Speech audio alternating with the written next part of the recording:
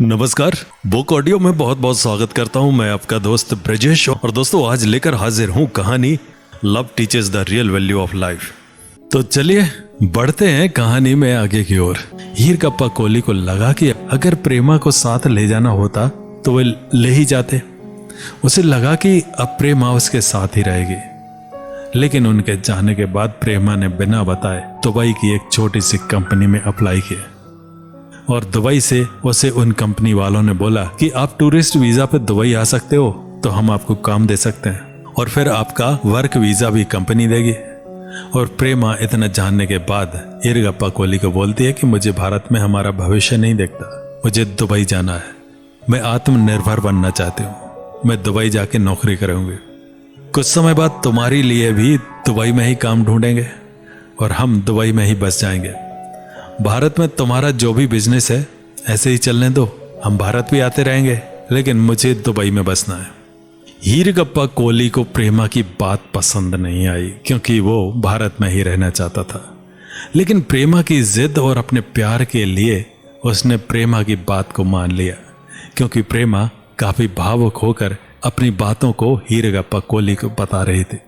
हीरकप्पा कोहली ना चाहते हुए भी प्रेमा को मना नहीं कर सका और प्रेमा ने तो अपनी तैयारी पहले से ही कर ली थी और उसने हीरकप्पा कोहली को उसके लिए भारत से दुबई की हवाई टिकट और वीज़ा बनवाने को बोलती है।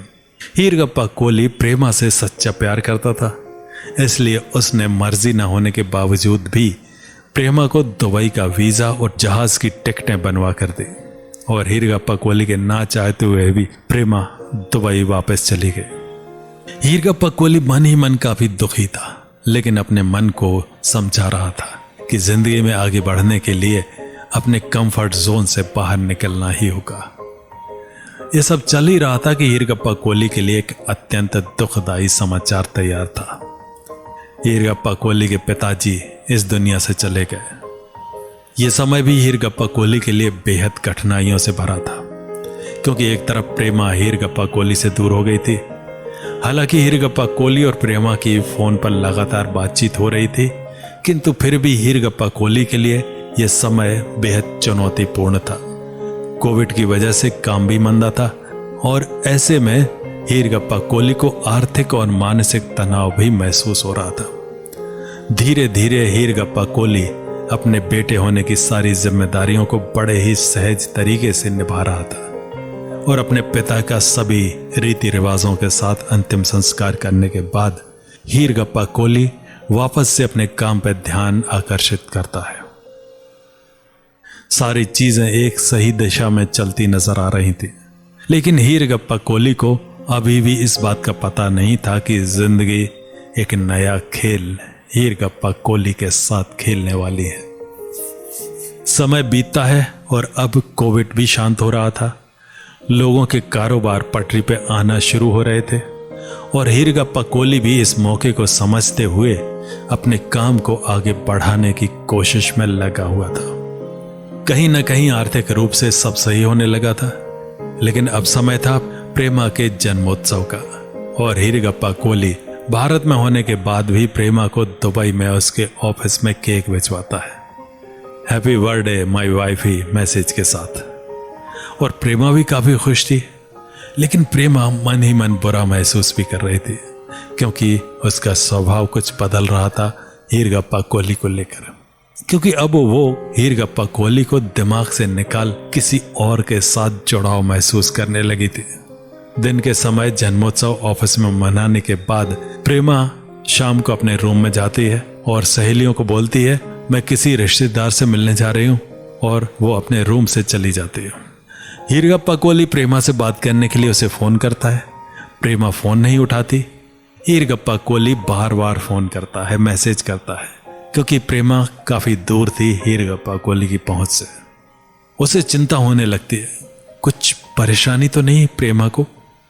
और अंत में प्रेमा भी परेशान होकर हीरकप्पा कोहली का फोन उठा लेती है और बोलती है सॉरी मैंने फोन देखा नहीं, साइलेंट था, मेरी बर्थडे पार्टी चल रही है, मैं बाद में बातें करती हूँ।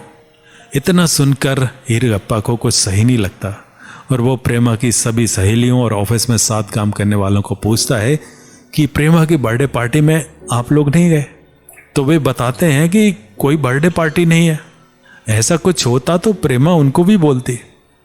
और प्रेमा के साथ रहने वाली सहेलियां कहती हैं उन्हें भी इस बारे में कुछ नहीं पता।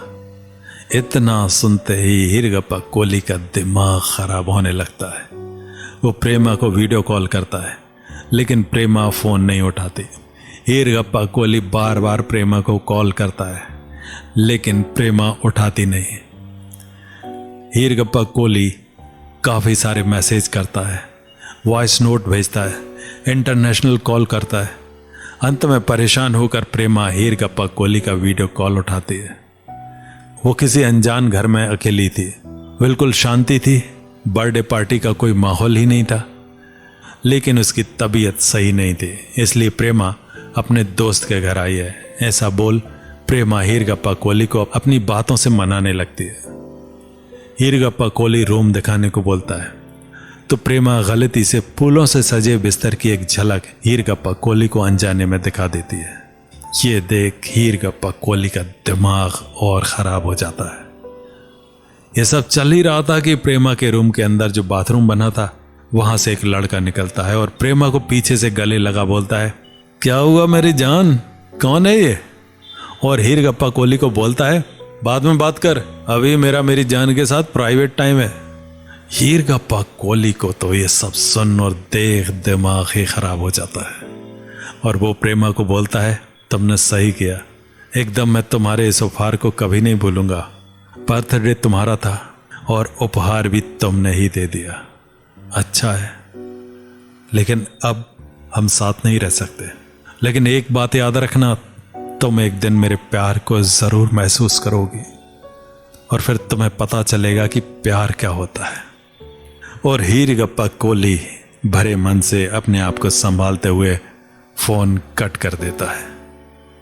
और वो समय था, तब से हीरगप्पा कोहली ने शादी तो नहीं की, लेकिन अपने करियर की ऊंचाई को छूने निकल पड़ा।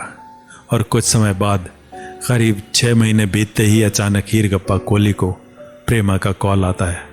वो काफ़ी रोती है, हीरगप्पा कोहली से माफ़ी मांगती है, बोलती है मुझसे गलती हो गई, मैं अच्छे आर्थिक जीवन के लालच में बह गई थी, लेकिन अब मुझे अपनी गलती का एहसास हो गया। मैं वापस भारत आना चाहती हूँ तुम्हारे पास। मैं मेरे पापा और भाई के बहकावे में आ गई थी।